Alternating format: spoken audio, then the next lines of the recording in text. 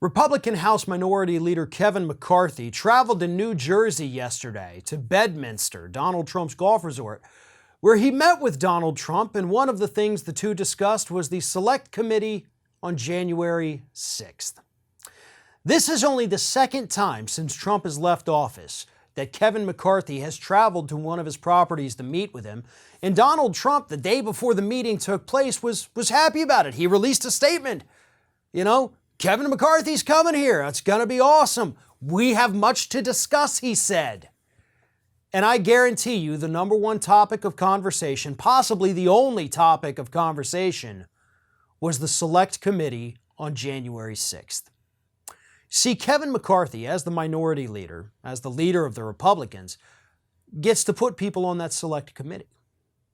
And now we can basically surmise through his meeting with Donald Trump that he is not going to act impartial with who he puts on that committee. It's not just going to be drawing names from a hat, no.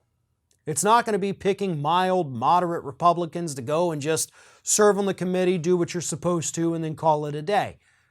I have no doubt at this point that during this meeting, Kevin McCarthy abdicated his responsibility and instead likely told Trump, "You tell me who to pick, and I'm going to pick them."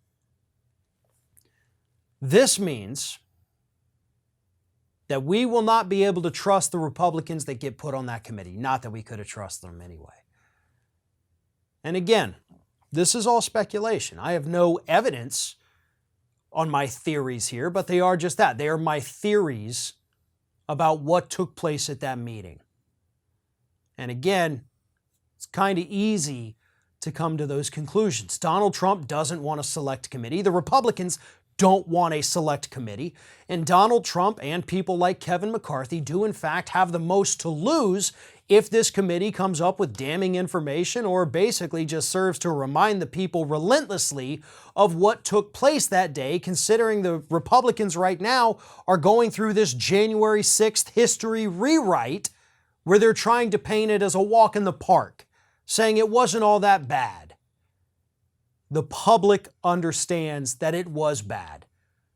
But the longer we go without being reminded, the more Republicans push this false narrative, the more likely it is members of the public are going to forget, and they're going to be implanted basically with these false memories of what actually took place that day.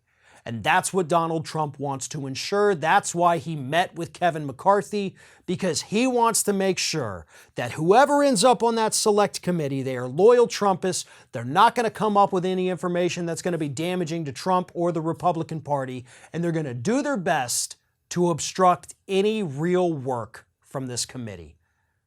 I have no doubt that that is what is taking place here. And once McCarthy decides who he's going to put on that committee, we'll basically find out if I'm right or if I'm wrong.